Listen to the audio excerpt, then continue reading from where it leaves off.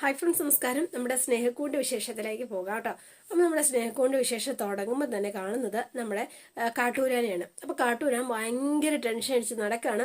ഇന്ദ്രൻ്റെ കിളി പോയി. അത് തന്നെയാണ് ആകെ പ്രശ്നം. ഇന്ദ്രൻ പരസ്പര വിരുദ്ധമായിട്ട് സംസാരിക്കുന്നു. എൻ്റെ ദൈവമേ, ഞാൻ എന്ത് ചെയ്യും എന്നോർത്താണ് ടെൻഷൻ മുഴുവൻ. കൺട്രോൾ മീ എന്നൊക്കെ പറഞ്ഞ് നേരെ ഇന്ദ്രൻ്റെ അടുത്തേക്ക് എത്തുകയാണ്. എടോ ഇന്ദ്ര, താൻ ഇത്രയ്ക്ക് സില്ലി ആയിരുന്നോ എന്നൊക്കെ ഇന്ദ്രൻ്റെ അടുത്തേക്ക് ചെന്ന് ചോദിക്കുകയാണ്. അപ്പൊ ഭയങ്കര ഇതിലാണ് കേട്ടോ. താൻ ഇത്രയും പേടിത്തൊണ്ടനായി പോയല്ലോടോ, എന്താടോ ഇത് എന്ന് ചോദിച്ചു. ഇന്നത്തെ കാലത്ത് ഈ പ്രേതത്തെ കണ്ട് പേടിച്ചു എന്നൊക്കെ പറഞ്ഞാല് ആൾക്കാര് ചിരിക്കും. ആ അതെ, ശരിക്കും നല്ല പൊക്കായിരുന്നേ, കറുത്ത മുഖം.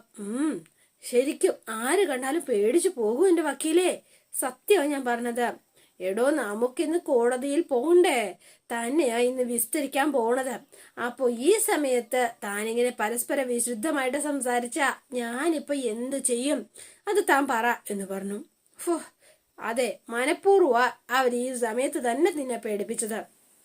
എന്തായാലും അവരുടെ ബുദ്ധി അപാരായിട്ടുണ്ട്, കൊള്ളാം.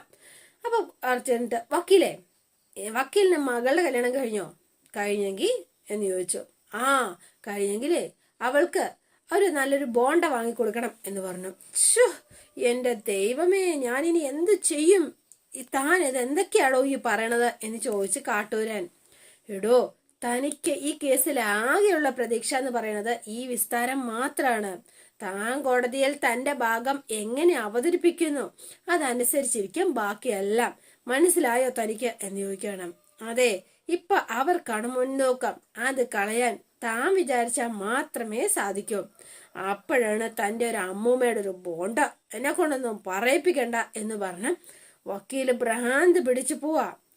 എല്ലാം കൂടി മനുഷ്യനെ ഭ്രാന്താക്കാനായിട്ട്. വക്കീല് പോയപ്പോ വക്കീലേ എന്ന് വിളിച്ച് ഇന്ദ്രൻ അങ്ങോട്ടേക്ക് എഴുന്നേറ്റ് വരികയാണ് കേട്ടോ. വക്കീല് വെറുതെ ടെൻഷൻ അടിക്കണ്ട എന്ന് പറഞ്ഞു. എന്താ എന്റെ ഇന്ദ്ര പറയുന്നത് എന്ന് ചോദിച്ചു. അപ്പൊ ഇന്ദ്രന്റെ ഭാവമൊക്കെ മാറി. അവധിക്കൊന്നും തൽക്കാലം അപേക്ഷ വെക്കണ്ട, ഞാൻ പറഞ്ഞോളാം. പറയേണ്ടടുത്ത് പറയേണ്ടത് പോലെ തന്നെ പറഞ്ഞോളാം. അപ്പം ഇതെന്ത് മറിമായും ഇത്ര വേഗം സുഖമായോ? ആഹാ. അപ്പൊ വേഗം തന്നെ കാട്ടൂരാൻ നമ്മുടെ ഇന്ദ്രന്റെ അടുത്തേക്ക് വരുവാണ്. എന്നിട്ട് ചുറ്റിനെ നടന്നിങ്ങനെ കൈ ഇങ്ങനെ ഞൊടിച്ചു നോക്കുക, ആൾക്ക് വെളിവ് വന്നോ എന്നറിയാൻ. ഇത്ര പെട്ടെന്ന് നോക്കിയായോ? താൻ എന്താടോ കരുതിയത്? ഞാൻ എന്താ പ്രേതത്തെ കണ്ട് പേടിച്ചു പോയിന്നോ? എടോ, കൊച്ചു പിള്ളേരുടെ കൂടെ ഞാനൊന്ന് സാറ്റ് കളിക്കാൻ കൂടി, അത്രയേ ഉള്ളൂ. ആ മണ്ടന്മാർക്കൊരു സന്തോഷമായിക്കോട്ടെ എന്ന് കരുതി ഞാനൊന്ന് അഭിനയിച്ചതല്ലേ. എടോ മണ്ടം വക്കീലെ, തനിക്ക് പോലും മനസ്സിലായില്ലേ ഞാൻ അഭിനയിച്ചാന്ന്? ഇല്ലെന്നേ. അത്ര ഒറിജിനാലിറ്റി ഉണ്ടായിരുന്നോ? പിന്നെ സംശയം എന്താ? നീ കലക്കി എന്ന് പറഞ്ഞു. നമ്മളിത് കോടതിയിൽ അവതരിപ്പിക്കും. നമ്മള് പൊളിച്ചടുക്കും. അടുക്കിയിരിക്കും വക്കീലെ, അടുക്കും. നമ്മള് പൊളിച്ചടുക്കുക തന്നെ ചെയ്യും. എനിക്കറിയാം ഇനി എന്നത്തെ ദിവസത്തിന്റെ ഒരു പ്രത്യേകത. ഈ ദിവസം കോടതിയിൽ ഞാൻ പതറിയാൽ എല്ലാത്തിലും തീരുമാനമാവുമെന്ന് എനിക്കറിയാം. അതുകൊണ്ട് ഞാൻ ഫൈറ്റ് ചെയ്യുക തന്നെ ചെയ്യും വക്കീലെ. യഥാർത്ഥ ഇന്ദ്രൻ ആരാണെന്ന് ഇന്ന് എല്ലാവരും അറിയാൻ പോകുന്നതേ ഉള്ളൂ. എനിക്കുമുണ്ട് പലതും പറയാനായിട്ട്. എന്റെ ന്യായങ്ങളെല്ലാം കോടതി കേട്ട ശേഷം എന്നിട്ട് തീരുമാനിക്കട്ടെ പല്ലവിയാണോ ഞാനാണോ ശരി എന്ന്. കറക്റ്റ്, അത് തന്നെ. എന്നാ നന്നായി പെർഫോം ചെയ്യാൻ ഈശ്വരൻ അനുഗ്രഹിക്കട്ടെ. ശരി വക്കീലെ, കോടതിയിൽ കാണാം എന്ന് പറഞ്ഞു. അപ്പൊ ഇന്ദ്രൻ വണ്ടിയൊക്കെ എടുത്തുകൊണ്ട് അങ്ങ് പോവാണ്. അപ്പൊ സേതുവും പല്ലവിയും കൂടി ഊർമിള അടുത്തേക്ക് തിരികെയാണ്. അപ്പൊ സേതുവിന് ഭയങ്കര ഡൗട്ട്. എന്താ രണ്ടുപേരുടെ സ്വകാര്യം പറയണത് എന്ന് ഊർമിള ചോദിച്ചു. അല്ല, ഇത്രയും നന്നായി കേസ് വാദിച്ചിട്ടും എന്തുകൊണ്ടാ കോടതി കനിയാത്തത് എന്നാണ് സേതുവേട്ടൻ അറിയേണ്ടത്. അല്ല, അത് ശരിയല്ലേ ഊർമിള? എത്ര കാലമായി നമ്മൾ ഇതിന്റെ പുറകെ നടക്കാൻ തുടങ്ങിയിട്ട്? കേസിൽ ഇതുവരെ നമുക്ക് അനുകൂലമായി ഒന്നും നടന്നിട്ടില്ല, വിധിയും ഉണ്ടായില്ല. അതെ, അതിന് കേസ് കഴിഞ്ഞിട്ടില്ലല്ലോ സേതു. ഈ കേസ് നീണ്ടുപോകുന്ന എന്താന്നാ ഞാൻ ചോദിച്ചത്. ഒരാൾക്ക് വേറെ ആളുടെ കൂടെ താമസിക്കാൻ താല്പര്യമില്ല. അതിനിപ്പോ പ്രത്യേകിച്ച് എന്തെങ്കിലും കാരണം ബോധിപ്പിക്കേണ്ട ആവശ്യമുണ്ടോ? ആവശ്യമുണ്ട്. ഏതെങ്കിലും ഒരാളല്ല. അതെ, കൂടെ താമസിക്കാൻ താല്പര്യമില്ല എന്ന് പറയുന്നത് ഭാര്യയാണ് എന്ന് പറഞ്ഞു. ഭാര്യ അല്ലെങ്കിൽ ഭർത്താവ് അങ്ങനെ പറയുമ്പോ അതിന്റെ കാരണം കൂടി ബോധിപ്പിക്കാൻ ബാധ്യതയുണ്ട്.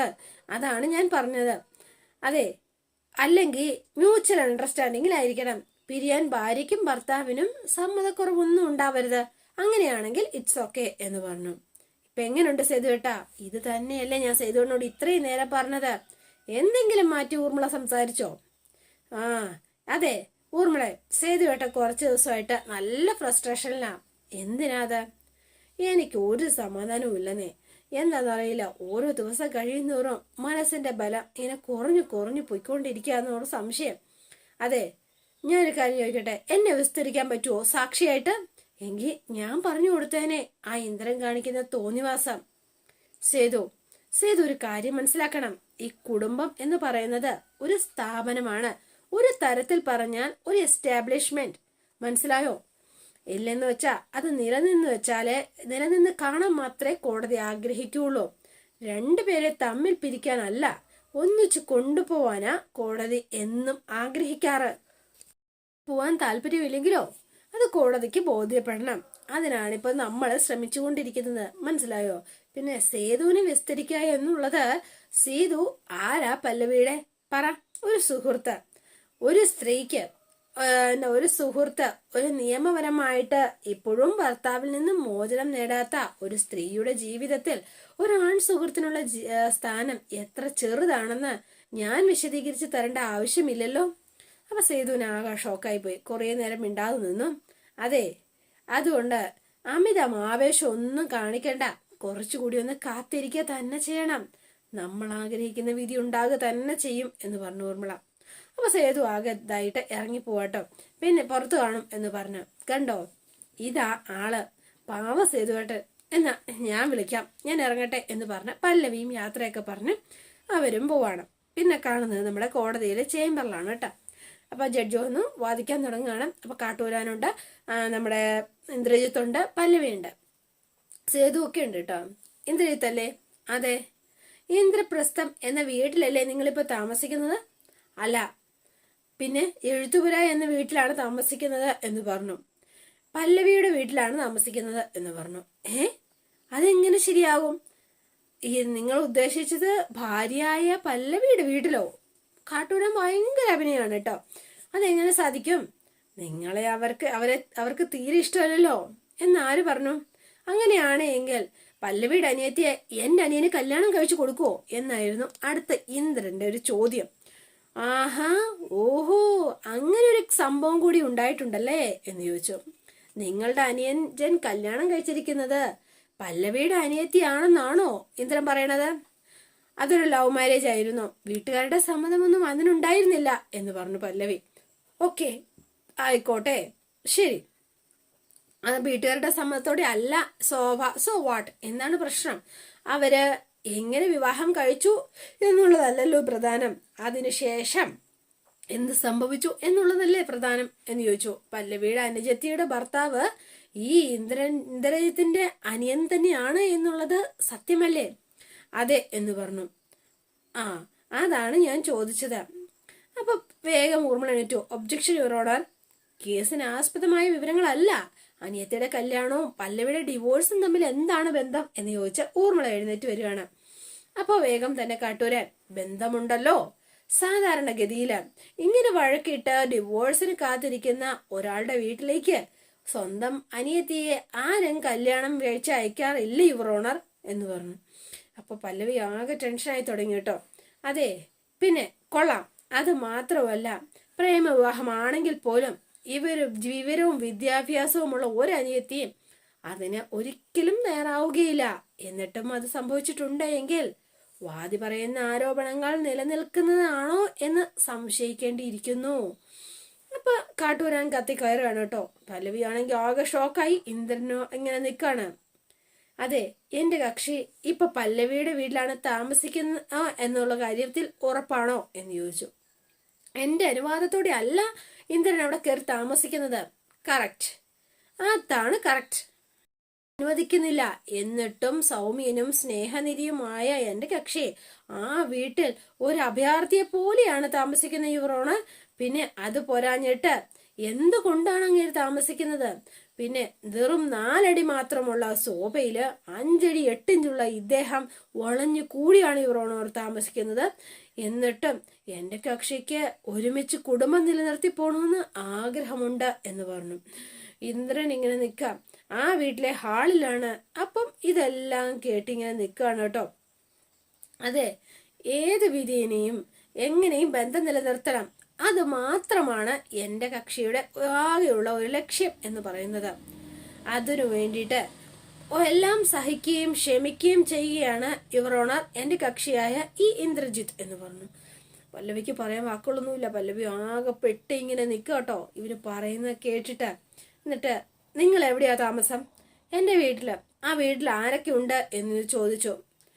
അപ്പൊ വേഗം തന്നെ പല്ലവി ഞാൻ പിന്നെ അതിന്റെ അച്ഛൻ, അമ്മ, പിന്നെ അനിയനും അനിയത്തിയുടെ ഭർത്താവും, പിന്നെ അനിയത്തിയുടെ ഭർത്താവിന്റെ അമ്മയും എന്ന് വച്ചാൽ ഇന്ദ്രജിത്തിന്റെ അമ്മ.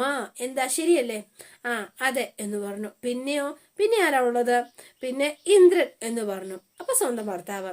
ഇവരാരെ കൂടാതെ മറ്റൊരാളുടെ അവിടെ ഉണ്ടല്ലോ, സേതു മാധവൻ എന്ന് ചോദിച്ചു. നിങ്ങളുടെ ആരാണ് സേതു മാധവൻ എന്ന് ചോദിച്ചു. അല്ല, നിങ്ങളും കുറെ നാള് ഈ ആരുമായിട്ട് ഒരു പരിചയമില്ലാതെ കുറച്ചു നാൾ മുൻപേ പല്ലവിയും കൂടെ താമസിച്ചിട്ടുണ്ട് അല്ലേ? ശരിയല്ലേ? അപ്പൊ പല്ലവിക്ക് വാക്കുകളില്ല, മിണ്ടാതെ നിൽക്കണം കേട്ടോ. അതെ, സത്യത്തിൽ യുവർ ഓണർ, ഇന്ദ്രനുമായിട്ട് പിരിഞ്ഞ ശേഷം അല്ലെങ്കിൽ ഇന്ദ്രനെ ഉപേക്ഷിച്ച് ഇറങ്ങിച്ചെന്ന പല്ലവീനെ സ്വീകരിക്കാൻ ഇവരുടെ അച്ഛനും അമ്മയും തയ്യാറായിരുന്നില്ല എന്നുള്ളതാണ് സത്യം. അത് ബഹുമാനപ്പെട്ട കോടതി മുൻപിൽ ഞാൻ വെളിപ്പെടുത്താൻ ഞാൻ ആഗ്രഹിക്കുന്നു എന്ന് പറഞ്ഞു. അമ്മയും അച്ഛനും കൂടി എതിർത്ത ഈ കേസില് ഇദ്ദേഹത്തെ സഹായിച്ചത് മറ്റൊരാളാണ്. സ്വന്തം വീട്ടുകാർ പോലും കാര്യങ്ങൾ പറഞ്ഞ് മനസ്സിലാക്കുന്നതിൽ എതിർകക്ഷിക്ക് വീഴ്ച വന്നു എന്നുള്ള കാര്യത്തിൽ വ്യക്തത വന്നിട്ടില്ലേ യുവർ ഓണർ? അതാണ് ഞാൻ ഇവിടെ ബോധിപ്പിച്ച കാര്യം. സ്ത്രീകളുടെ ഭാവശുദ്ധിയെ ചോദ്യം ചെയ്യാൻ ഞാൻ ഒരുക്കമല്ലാത്തത് കൊണ്ട് സേതുവും പല്ലവിയും തമ്മിലുള്ള ബന്ധം അതവിടെ നിൽക്കട്ടെ, ഞാനതിൽ ഉൾപ്പെടുത്തുന്നില്ല, ഞാൻ അതിലേക്ക് കടക്കുന്നില്ല യുവർ ഓണർ. പക്ഷെ എന്റെ കക്ഷി എന്ന് പറയുന്നത് നിരപരാധിയാണ്. അയാൾക്ക് എന്താ പറയാ, അയാൾക്ക് മാനസിക നില തകരാറാണ് എന്നുള്ളത് മെഡിക്കൽ ബോർഡ് തള്ളിക്കളഞ്ഞതുമാണ്. ആയതുകൊണ്ട് ഈ എന്താ പറയാ പരാതി തള്ളിക്കളയുന്നതാണ് ഈ നീതിന്യായ വ്യവസ്ഥിതിയെ അന്തസ് ഉയർത്തിപ്പിടിക്കാൻ നല്ലത് അല്ലെങ്കിൽ ഉചിതം എന്ന് ഞാൻ കോടതി മുന്നാകെ അറിയിക്കുന്നു. ദാറ്റ്സ് ഓൾ യുവർ ഓണർ എന്ന് പറഞ്ഞുകൊണ്ട് കാട്ടൂരാൻ നേരെ പോവാണ് കേട്ടോ. പിന്നെ ഇനി ഇന്ദ്രന്റെ ഒഴിവാണ്. ഡിവോഴ്സുകൾ ധാരാളം നടക്കുന്ന കാലമാണ്. പുരുഷന്മാരാണ് സാധാരണ ഡിവോഴ്സിന് മുൻകൈ എടുക്കുക. ഇപ്പോ പക്ഷെ പല്ലവിയാണ് ഇപ്പോ ഡിവോഴ്സിന് മുൻകൈ എടുത്തിരിക്കുന്നത്. ഞാനൊരു പ്രത്യേകം ഡ്രസ്സ് ധരിക്കാൻ പറഞ്ഞു എന്നുള്ളത് ശരി തന്നെയാണ്. അത് പല്ലവിക്ക് എന്റെ ഭാര്യ അത് സമ്മതിക്കുകയും ചെയ്തില്ല എന്ന് പറഞ്ഞു. പക്ഷെ നിങ്ങൾ മദ്യപിച്ചിരുന്നില്ലേ എന്ന് വേഗം ഊർമിള ചോദിക്കുകയാണ്. ഉവ്വ്, മദ്യപിച്ചിരുന്നു എന്ന് പറഞ്ഞു. അത് ഞാൻ 2 സിപ്പ് ഫ്രണ്ട്സ് ഒക്കെ നിർബന്ധിച്ചപ്പോ ഞാൻ കഴിച്ചു എന്നുള്ളത് ശരിയാണ് എന്ന് പറഞ്ഞു. പക്ഷെ ഞാൻ ഇടയ്ക്കിടയ്ക്ക് മദ്യപിക്കുന്ന കാര്യം ഞാൻ നേരത്തെ തന്നെ പല്ലവിയോട് ഞാനത് പറഞ്ഞിരുന്നതുമാണ്. അന്ന് അവൾക്ക് ഒരു എതിർപ്പും പല്ലവി പ്രകടിപ്പിച്ചതുമില്ല. പല്ലവി ആകെ ഷോക്കായിപ്പോയി. ഇയാൾ എന്തീ പറയുന്നത് എന്നൊക്കെ ഓർത്ത്. വീഡിയോ കോളില് അന്യ സ്ത്രീകളുമായി സംസാരിച്ചതോ? എന്റെ യുവർ ഓണർ, അങ്ങനെയൊന്നും അല്ല. എനിക്ക് എന്റെ ഫ്രണ്ട്സ് കുറച്ചു പേര് കല്യാണത്തിന് വരാത്തവർ വീഡിയോ കോളിൽ വിളിച്ച് ആശംസ പറയുക മാത്രമാണ് ചെയ്തത്. അല്ലാതെ എനിക്ക് ഫ്രണ്ട്സ് സുഹൃത്തുക്കൾ അല്ലെങ്കിൽ ഗേൾ ഫ്രണ്ട്സ് ധാരാളമുള്ള ഒരാളാണ് എങ്കിൽ എന്തിനു വേണ്ടിയിട്ടാണ് ഞാൻ ഈ പല്ലവിക്ക് പിന്നാലെ നടക്കേണ്ട കാര്യം എന്താ? മറ്റൊന്നും ഞാൻ ചെയ്തിട്ടില്ല. പിന്നെ എനിക്ക് അത്ര മാത്രമേ കോടതി മുൻപാക്കി പറയാനുള്ളൂ. പല്ലവിയെ തന്നെ ഭാര്യയായിട്ട് വേണമെന്ന് വാശി പിടിക്കുന്നുണ്ട് എങ്കിൽ അതിന് തക്കതായ കാരണമുണ്ടായെങ്കിൽ എന്തുകൊണ്ട് ആരും ചിന്തിക്കുന്നില്ല എന്നാ എനിക്ക് മനസ്സിലാവാത്തത്. എത്ര നാളായി ഞാൻ ഈ ആവശ്യവുമായി കോടതിയിൽ കയറുന്നു. സ്നേഹം, അതാണ് ഏറ്റവും വലിയ കാരണം. ഞാൻ പല്ലവിയെ ഒരുപാട് സ്നേഹിക്കുന്നു. പല്ലവി പക്ഷെ എന്നോട് കാണിച്ച എല്ലാ തെറ്റുകളും മറക്കാൻ ഞാൻ തയ്യാറാണ് എന്നുകൂടി ഇന്ദ്രൻ കോടതിയിൽ പറയാണ് കേട്ടോ. അയ്യോ, എന്നെ ചെയ്യണമെന്നറിയാതെ വെയ്യർത്തൊഴുകുവാണ് പല്ലവി. വെറും മണിക്കൂറുകൾ മാത്രമേ പല്ലവിന്റെ ഒപ്പം ഉണ്ടാവുള്ളൂ. ആ കുറച്ച് നിമിഷം കൊണ്ട് എന്നെ വിലയിരുത്താനുള്ള തീരുമാനം പല്ലവി എടുത്തത് ശരിയായില്ല എന്ന് പറയാനാണ് ഞാൻ ആഗ്രഹിക്കുന്നത്. എന്താന്ന് വെച്ചാല് മറ്റൊന്നും കൊണ്ടല്ല യുവർ ഓണർ, ഇന്ന് വർഷങ്ങൾ അല്ലെങ്കിൽ എത്രയോ വർഷങ്ങൾ ഒരുമിച്ച് താമസിച്ചാൽ പോലും തിരിച്ചറിയാൻ പറ്റാത്ത അത്ര സങ്കീർണമാണ് മനുഷ്യന്റെ ബന്ധങ്ങൾ ഓരോന്നും. അപ്പോ ഈ ഒരു കാലഘട്ടത്തിൽ ഇങ്ങനെ ആ സാഹചര്യത്തില് നിസ്സാര മണിക്കൂറുകൾ കുറച്ച് സഹവാസം കൊണ്ട് മാത്രം അത്തരമൊരു തീരുമാനമെടുക്കാൻ പല്ലവി തയ്യാറായത്. അതാണ് എന്നെ ആകെ അപ്സെറ്റ് ആക്കുന്നതും ഷോക്കാക്കുന്നതും യുവർ ഓണർ എന്ന് പറഞ്ഞു. ആ തിടുക്കം എന്നെ പോലെ തന്നെ ഇവിടെ കൂടിയിരിക്കുന്ന ഓരോരുത്തരെയും അതിശയിപ്പിക്കുന്നുണ്ടാവും എന്നെനിക്കറിയാം. പല്ലവി, ഞാൻ കുടുംബജീവിതം മുന്നോട്ട് കൊണ്ടുപോകാൻ ആഗ്രഹിക്കുന്നു, പല്ലവി അത് തകർക്കാൻ ആഗ്രഹിക്കുന്നു എന്ന് പറഞ്ഞു. പല്ലവി ആകെ ഇതായിട്ട് ഇങ്ങനെ നിൽക്കുക. പറയാൻ വാക്കുകളൊന്നുമില്ല പല്ലവിക്ക്. എന്ത് പറയണം? ഇത് ഇന്ദ്രന്റെ വാദമാണ്. അതെ, ഞാൻ പല്ലവിയെ സ്നേഹിക്കുന്നു, പക്ഷേ പല്ലവി മറ്റാരെയെ സ്നേഹിക്കുന്നു എന്നുകൂടി ഇവൻ ചേർത്തു. പല്ലവി, ഞാൻ ഒരുമിച്ച് ജീവിക്കാൻ ഞാൻ തയ്യാറാണ്, പക്ഷെ പല്ലവി അതിന് തയ്യാറുമല്ല എന്ന് പറഞ്ഞു. ആണായി പിറന്നു എന്നുള്ള ഒറ്റ കാരണം കൊണ്ട് ഈ അവകാശങ്ങളെല്ലാം നിഷേധിക്കപ്പെടുന്ന ഒരവസ്ഥയിലാണ് ഈ ഞാനുള്ളത്. അതുകൊണ്ട് തന്നെ എനിക്ക് അങ്ങനൊരു അവസ്ഥ ഡിവോഴ്സ് അനുവദിക്കുന്നതിലൂടെ ബഹുമാനപ്പെട്ട കോടതിയും എന്നോട് കാണിക്കരുതെന്ന് ഞാൻ താഴ്മയായി അപേക്ഷിക്കുന്നു. ആവശ്യം ഒരിക്കലും ന്യായമല്ല യുവർ ഓണർ. അതുകൊണ്ട് ഡിവോഴ്സ് പെറ്റീഷൻ തള്ളണമെന്ന് ഞാൻ താഴ്മയായി അപേക്ഷിച്ചു കൊള്ളുന്നു എന്നുകൂടി പറഞ്ഞു. ഇതെല്ലാം കേട്ടിട്ട് കോടതി മുൻപാകെ ഇന്ദ്രൻ ഇറങ്ങുകയാണ് കേട്ടോ. പല്ലവി ആകെ സ്റ്റക്കായി കണ്ണൊക്കെ നിറഞ്ഞിങ്ങനെ നിൽക്കുന്നതോടെയാണ് ഇന്നത്തെ വിശേഷം അവസാനിക്കുന്നത്. ഇനി കോടതിയാണ് തീരുമാനിക്കേണ്ടത് എന്താ ചെയ്യേണ്ടതെന്ന്. സേതുവിനും ആകെ ഷോക്കായി പോയി. ഇന്ന് കൈവിട്ടു പോയി എന്ന് സേതുവിനും മനസ്സിലായി കേട്ടോ. അപ്പൊ അതോടെയാണ് ഇന്നത്തെ വിശേഷം അവസാനിക്കുന്നത്. ഇഷ്ടപ്പെട്ടുവെങ്കിൽ ലൈക്ക് ചെയ്യാനും ഷെയർ ചെയ്യാനും മറക്കല്ലേ. തൊട്ടടുത്ത ബെൽ ബട്ടൺ കൂടെ ഒന്ന് ഞെക്കുകയാണെങ്കിൽ ഞാൻ ഇടുമ്പോൾ തന്നെ നോട്ടിഫിക്കേഷൻ ലഭിക്കുന്നതായിരിക്കും. പുതുപുത്തൻ വിശേഷമായിട്ട് എത്താം. Bye and see you again.